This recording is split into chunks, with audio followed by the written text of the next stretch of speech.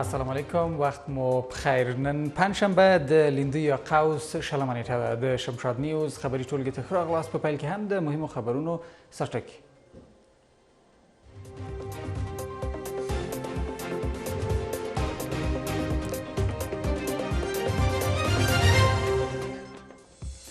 د ریل بله پټلۍ افغانستان د ایران سربیره له اروپا سره نښلوي.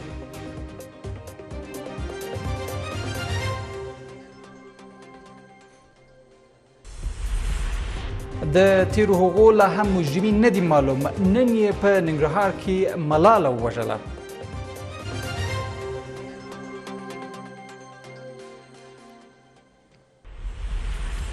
د نظر لوی توپیر افغان حکومت په نظام کې د مشارکت، خو طالبان ترې نورې غوښتنې لري.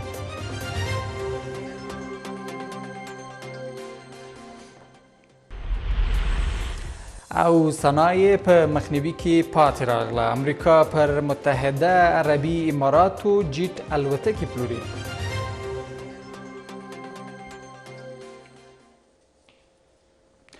ډېر ښه راغلاست. افغانستان او ایران د ریل پټلۍ له لارې سره ونښلول شول. د دغې ریل پټلۍ له لارې به افغانستان له منځنۍ اسیا، ترکیې او اروپا سره وصل شي او د کال 6 میلیونو ټنه سوداګریز توکي به پرې لیږدول کیږي. د افغانستان او ایران ولسمشرانو چې د ویډیو کانفرنس له لارې دغې پرانیست غونډې ته خبرې کولې، د خواف هرات ریل پټلۍ د دواړو هیوادونو اقتصاد لپاره ګټوره یاده کړه. پروژه خط آهن خواف هرات را رسما آغاز نمایم. فرمان حرکت قطار رو صادر می کنم علی برکت الله.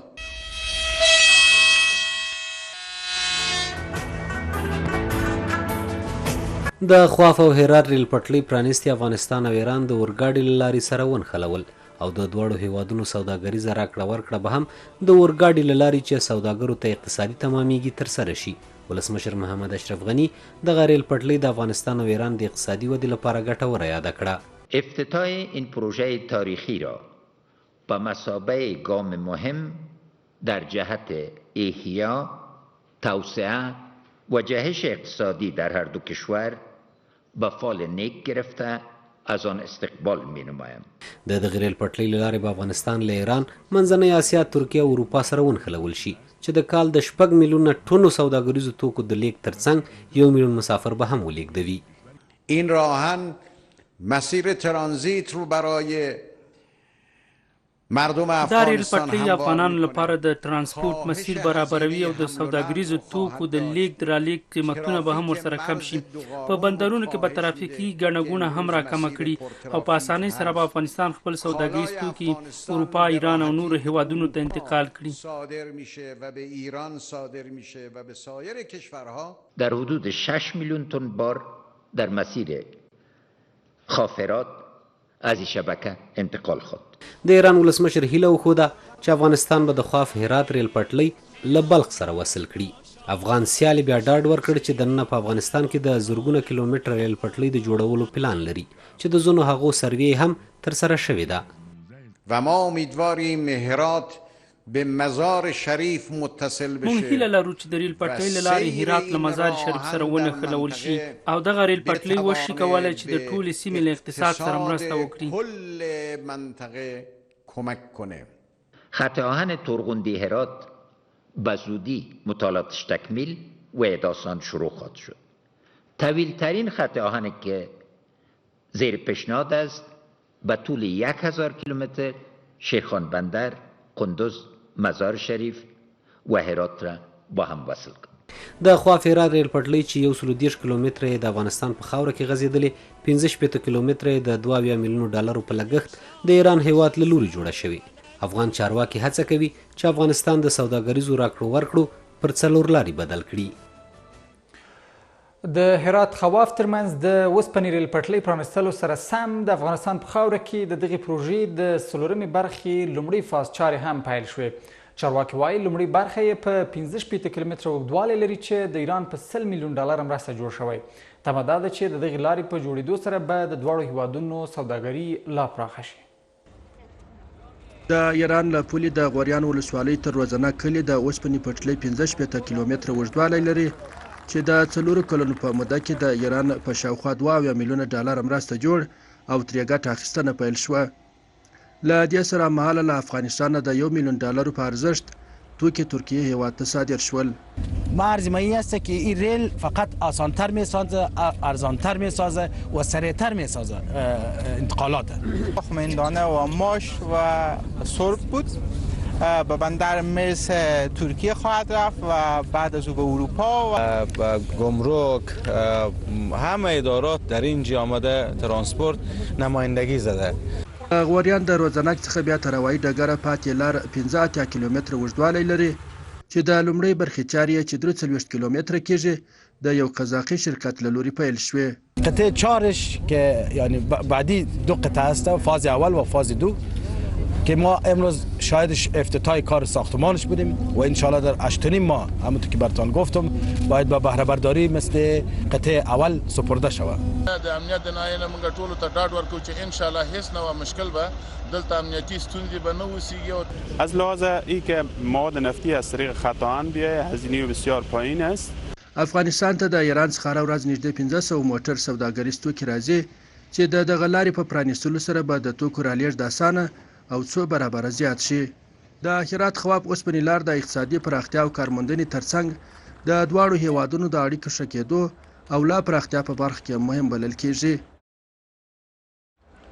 راهن خاف هرات حجم مبادلات تجارتی افغانستان افزایش خواهد داد. این میتونه کمک بکنه برای او مشکلاتی که در گمرک هست و این طبعا رو 2 زون اقتصادی هرات خاف تاثیر مستقیمی روی زیست طبقه متوسط و حتی فرودست شهری و روستایی میتونه داشته باشه.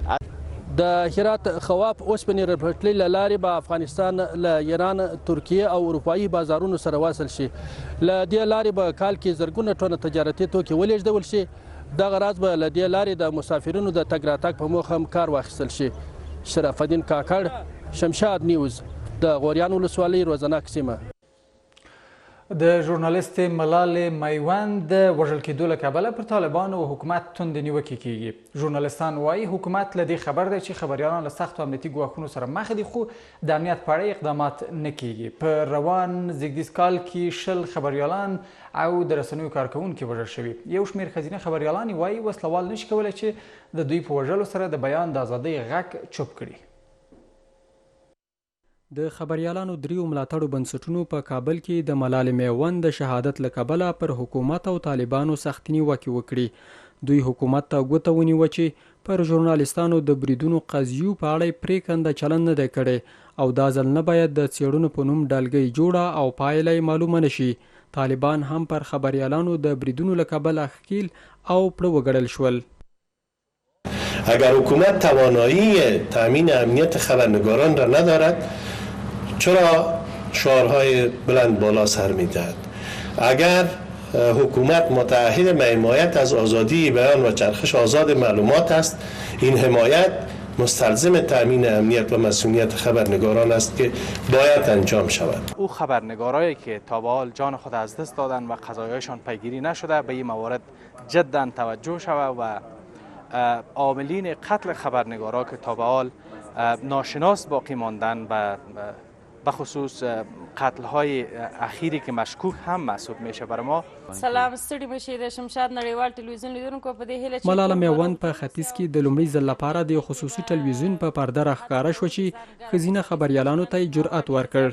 تر ډیره حده نجونې هلته ورته اجازه نه ورکول کېده او روحیه خبریالانو ته ورکړه چې له هغې وروسته د په نورو خصوصي رسنیو کې هم نجونو د زړه ښه کړه چې په سکرین راښکاره شي او د خلوص او د اخلاقو یوازینۍ خبریال و چې ډېره باحجابه به هلته کېناستله.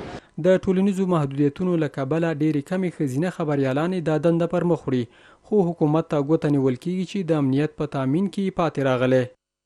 هیچگاه دشمنای آزادی بیان نمیتونند که صدای ما را خاموش بسازند. خصوصا از بانوای خبرنگار ما از گذشته بیشتر ما تلاش میکنیم، ما با کارهای رسانه‌ای خود ادامه میدیم که هیچ کسی نمیتونه صدای ما را خاموش بسازه.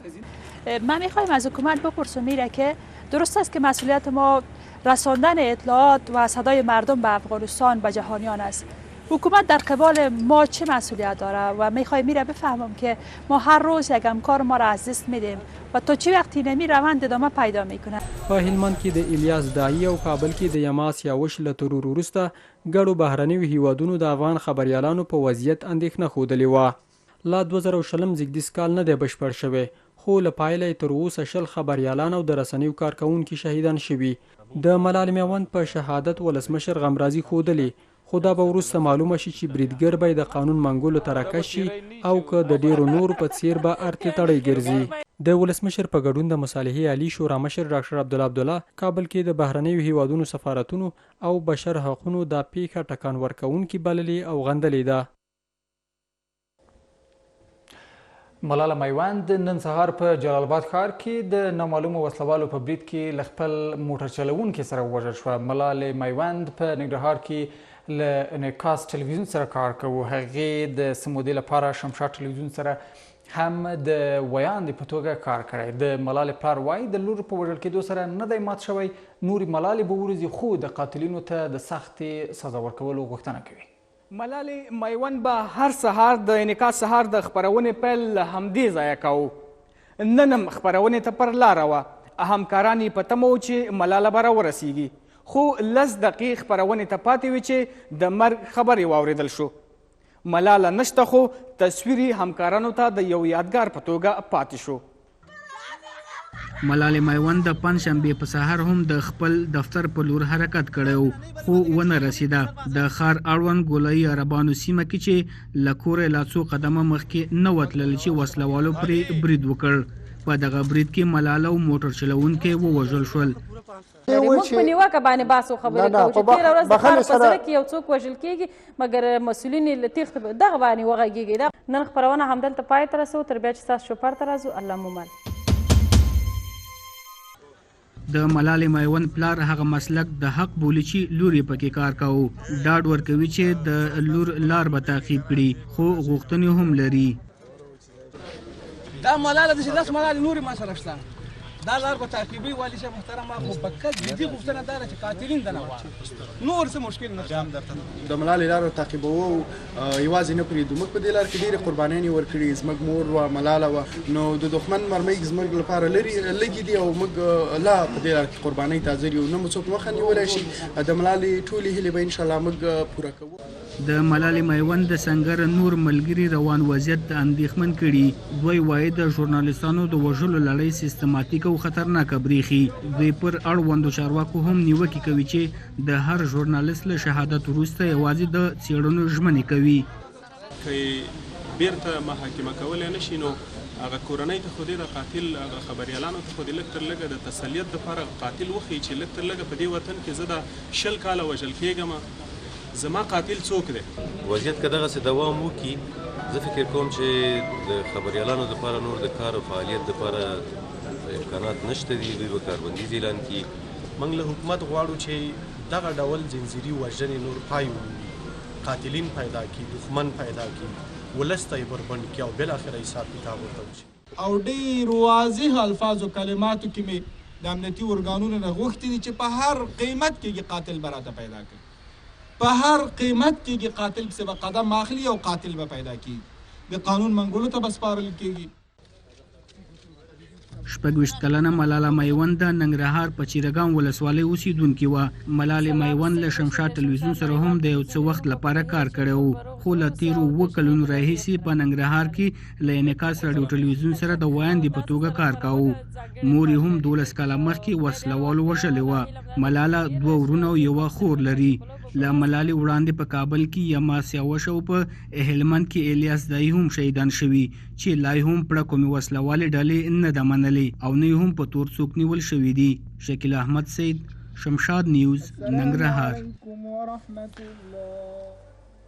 ختیځ کې د خبریالې ملالې میوند وژنه له پراخو غبرګونونو سره مخ شوی. ولسمشر په رسنیو او خبریالانو چې د خلکو د خبرولو لپاره کار کوي برید بشر ضد جنایت او نه بخښونکی عمل بللی.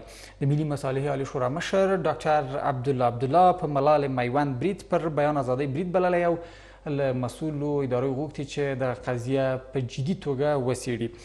کابل کې د امریکې او بریټانیې سفارتونو او ګڼ نور بنسټونو دغه برید غندلی او د خبریالانو پر خوندیتوب یې ټینګار کړی. ملاله میوند چې شاوخوا 2 کاله په رسنیو کې کار کړی او دا مهال د هیواد په ختیځ ننګرهار کې د انعکاس په نامه خصوصي ټلویزیون سره د ویاندې په توګه کار کاوه، نن سهار د نامعلومو وسلوالو له لوري ووژل شوه. ولسمشر دغه برید غندلی او نه بخونکی جنایت یاد کړی. زموږ رسنۍ او خبریالان چې په سختو شرایطو کې د هیواد د سیمې او نړۍ له حالاتو څخه د خلکو د خبرولو په موخه کار کوي، پر دوی بریدونه بشر ضد جنایت او نه بخونکی عمل دی. د مصالحې علي شورا مشر په دغه برید خواشیني ښودلې او د قضیې د جدي تعقیب غوښتنه یې کړې. د وسلوالو دا ډول بریدونه د بیان پر ازادۍ برید دی چې پر کلکه یې غندم او له اړونده مسؤلینو غوښتنه کوم چې د دې دردونکې پیښې عاملین پیدا او د خپل عمل پر سزای ورسوي. کابل کې د امریکا او بریټانیې سفارتونو هم پر ملالې میوند برید غندلی او د رسنیو د ملاتړ په موخه پر یووالي ټینګار کړی. پر خبریالې ملالې میوند برید غندو دا له بشري حقونو سرغړونه ده. عاملین دې ونیول شي او د قانون منګولو ته دې وسپارل شي. ختیځ کې پر خبریالې ملالې میوند برید په کلکه غندو او پر حکومت غږ کوو چې پر کلکه د دې قضیې څېړنه او ورته رسیدنه وکړي. په وروستیو کې د ژورنالیستانو پر وړاندې تاوتریخوالی د پام وړ ډیر شوی چې نه یوازې افغان ژورنالیستان بلکې نړیواله ټولنه هم اندېښمنه کړې ده. د بشر حقونو نړیواله ورځ افغانستان کې له دغو حقونو سرغړونې او جنګي جرمونو معمول ګرځېدلی. د بشري حقونو د خوندیتوب بنسټونه افغانستان کې د بشر حقونو وضعیت د اندېښنې وړ بولي چې فقر یې زیات کړی، زده کړو او روغتیایي اسانتیاوو ته یې لاسرسی ستونزمن کړی دی. دغه بنسټونه د جګړې په خواوو او دوحه کې په مذاکره کوونکو ټیمونو غږ کوي چې جګړه د حل لاره نه ده، د خبرو له لارې دې ورباندې ته ورسېږي. غوښتنه دا ده چې د جګړې قربانیانو غوښتنې او وړاندیزونه دې د سولې خبرو په اجنډا کې شامل شي. د ډسمبر 10مه نړۍ کې د بشري حقونو نړیوالې ورځې په توګه نمانځل کیږي. افغانستان کې بیا دا ورځ داسې مهال راځي چې جګړه تر بل هر وخت زیاته شوې او د ژوند ټولې برخې اغېزمنې کړي دي. د افغانستان د بشر حقونو سازمان وایي دلته جنگي جرمونه او له بشري حقونو سرغړونه معمول ګرځېدلی. بشري سرغړونې نه یوازې بلکې جنگي جرمونه دلته د ورځې معمول جوړ شوی دی. د جګړو د لاسه د ملکي تلفاتو لوړه کچه د اندېښنې وړ ده. په هیواد کې د جګړو د لاسه د فقر کچه نهایي حد ته رسیدلې ده. په هیواد کې د ښوونې او روزنې په اړوند باندې د ماشومانو پر وړاندې باندې د ښوونځیو دروازې بندېدل، د روغتیایي اسانتیاوو ته نه لاسرسی، په هیواد کې د 4.1 میلیون خلک د جګړو د لاسه مهاجر کېدل. ټینګار دا دی چې روان وضعیت باید پای ومومي، 20 کلنې لاسته راوړنې خوندي شي او د جګړې ښکېلې لوري دې ورباند وکړي. د سیاسي خبرو په دواړو ټیمونو باندې غږ کوو چې په افغانستان کې دغه موجوده وضعیت چې یو خواشینونکی وضعیت دی د بشر د حقونو په اړوند باندې باید دغه وضعیت نور د پای ټکی پیدا کړي تر څو پورې افغانان هم د نور نړۍ د انسانانو پر شان باندې یا د یو هوسا ژوند او د ټولو هغه بشري حقونو چې هغه په اسلامي قوانینو کې ورکړل شوي دي او یا په نړیوال قوانینو کې ورکړل شوي دي، د نور نړۍ د انسانانو په شان باندې دوی هم دغه بشري حقونو نه ګټه پورته کړي. غوښتنه دا ده چې د جګړې قربانیان دي د سولې مذاکراتو برخه شي او غوښتنې دې په اجنډا کې شامل شي. په حکومت نیوکې دي چې د بشري حقونو سرغړونکي هغه ډول نه مجازات کوي چې پکار ده. د حکومت مرسته میکانیزمونه چې دي ناکافي ده په دې برخه. د جګړې د کورنیو د سیلنو د پایلو هم ډیر زیات دوی ناخبره پاتې کیږي. نو د دوی لاسرسی پر عدالت کې تر اوسه یو خوب ده. تیره ورځ ناټو له طالبانو غوښتي چې تاوتریخوالی دې ودروي، خو طالبانو بیا نن په یوه اعلامیه کې افغان حکومت تورن کړی چې تیره اونۍ د هوایي او ځمکنیو بریدونو له امله 29 ملکیانو ته مرګ ژوبله اړولې. افغان حکومت بیا تل طالبان او نورې وسلوالې ډلې د جګړې له اصولو په سرغړونو تورن کړي چې ګینې د ملکي وګړو ژوند ته پام نه کوي. د جمهوریت پلاوي طالبانو ته په نظام کې د سیاسي مشارکت وړاندیز کړی، خو طالبانو په مقابل کې د نظام د بدلون غوښتنې لري. له قطر څخه معلومات دا دي چې اوس دواړه لوري په تبادله شوو وړاندیزونو غور کوي او په څو ورځو کې به خپل نظر یو بل ته وړاندې کړي. د طالبانو د قطر دفتر مشر ملا برادر ویلي دوی په افغانستان کې یو ټول شموله اسلامي نظام غواړي. د جمهوریت او امارات مذاکراتي ټیمونه اصلي موضوعاتو ته ننوتي. د خبرو له منځه ځینو سرچینو شمشاد ته ویلي چې طالبانو څو مسایل د بحث په توګه وړاندیز کړي چې د نظام څرنګوالی، د ښځو حقوق، د معارف سیستم، د امنیتي او دفاعي ځواکونو څرنګوالی پکې شامل دي. د طالبانو د سیاسي دفتر مشر بیا د شخړو څیړنیز مرکز کې د بهرنیو هیوادونو لسګونو غړو ته د سولې پروسې د پرمختګ او خنډونو په اړه معلومات ورکړي دي.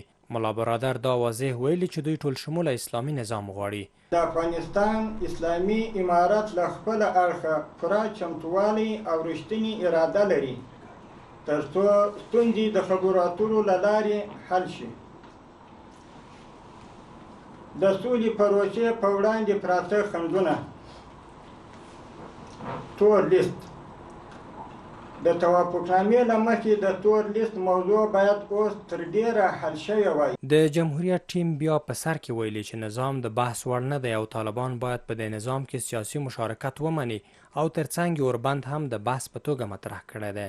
ما سر مشارکت سیاسی با اونا بحث داریم که چگونه بتانیم با اونا کنار بیاییم و چگونه اونا بتانیم در ترکیب نظام اونا رو جابجا کنیم.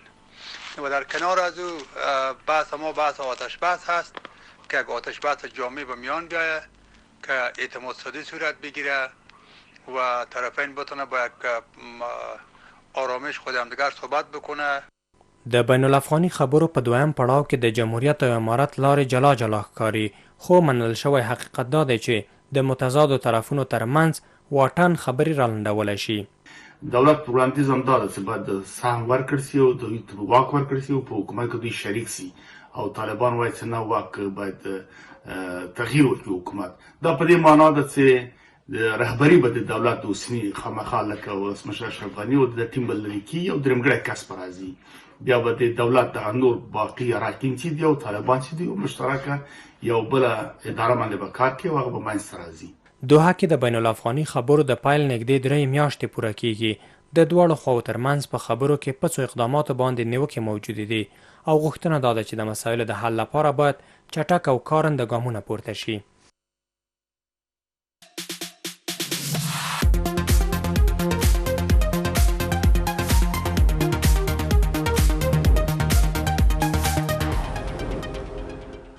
له کابل تر پنجشیر ولایته د سولې په نوم د سایکل ځغلونې سیالۍ وشوې. لوبو کې 10 لوبغاړو برخه اخیستې وه چې د سولې شعار یې له ځان سره لیږداوه.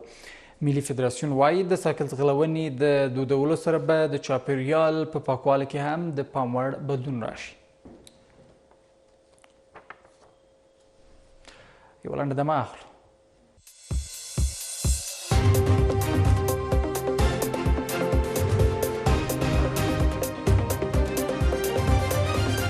ډېر ښه راغلاست. فرانسې افراطي اسلام پالو پر وړاندې د مبارزې طرحه تصویب کړه. فرانسې وروسته له هغې افراطي اسلام پالو پر وړاندې د مبارزې طرحه تایید کړه چې دغه هیواد کې د ښوونځي یوه زده کوونکي له هغې ښوونکي سر پرې کړ چې پیغمبر ته یې سپکاوی کړی و. افراطي اسلام پالو پر وړاندې مبارزې دا طرحه د ولسمشر ایمانویل ماکرون د کابینې تایید کړه. فرانسه کې له ښوونکي سر پرې کولو د دغه هیواد په کچه غبرګونونه راوپارول او همدا لامل شو چې کابینې له افراطي اسلام پالو سره د مبارزې دا وړاندې شوې طرحه تصویب کړه. بلخوا د پریکړې په تړاو بیا په نړیواله کچه غبرګونونه راپارېدلي او فرانسه یې تورنه کړې چې سیکولر اصولو ساتلو په موخه د ټولو قوانینو خلاف مذهبي تبعیض کوي. یو شمېر هیوادونه وایي د فرانسې حکومت له لوري دا ګام په نړۍ کې د نورو ستونزو د رامنځته کېدو لامل کېدلی شي. هنټر بایډن وایي امریکایي څارنوالان ترې مالیې په اړه څېړنه کوي. د امریکا د نوي ټاکل شوي ولسمشر جو بایډن له زوی هنټر بایډن امریکایي څارنوالان د هغه د مالیاتو په اړه څېړنه کوي. د بایډن زوی هنټر بایډن وایي دا موضوع ډېره جدي ګڼي او باوري دی چې په مسلکي توګه څېړنې به دا روښانه کړي چې ټول مالیات یې په قانون او مناسبه توګه تادیه کړي دي. هنټر وایي له دې څېړنو تېره سهشنبه وروسته له هغې خبر شو چې څارنوالانو یو وکیل ته له دې موضوع خبر ورکړی و. د بایډن ته د واک د انتقال ټیم په یوه خپره کړې اعلامیه کې ویلي چې ولسمشر جو بایډن یې د برخه کې په خپل زوی ویاړ کوي ځکه هغه له زیاتو ګواښونو سره مبارزه کړې. د یادولو وړ ده چې د امریکا تلونکي ولسمشر ډانلډ ټرمپ او د هغه ټاکنیز ټیم د ټاکنیزو مبارزو پر مهال پر هنټر بایډن تورونه پوري کول چې له مالیاتو ورکولو یې سرغړونه کړې ده. او وروستی خبر دا چې د امریکا سنا مجلس په دې ونه توانېده چې د دغه هیواد له لورې په متحده عربي اماراتو د F-15 جټ الوتکو پلور مخه ونیسي. سپینې ماڼۍ ویلي چې په متحده عربي اماراتو د یادو الوتکو پلور د امریکې د بهرنۍ پالیسۍ او ملي اهمیت اهدافو ترلاسه کولو سره همکاري کوي. سپینې ماڼۍ همداراز ویلي د متحده عربي اماراتو ځواکمنول د دې لامل کېدلی شي چې د ایران ګواښونو ته ځواب وایي. د امریکې د تلونکي ولسمشر ډانلډ ټرمپ ادارې د 23 میلیارده ډالرو په ارزښت F-15 جټ، ډرون او نور وسلو بیل تصویب کړ. امریکا دا ګام وروسته له هغې پورته کړ چې متحده عربي اماراتو اسرائیلو سره د واشنګټن په منځګړیتوب اړیکو ښه کولو تړون لاسلیک کړ. د نن شپې خبري ټولګه مو پر همدې ځای پای ته رسیږي. له ملتیا مو ډېره مننه. تر بیا ښه وخت.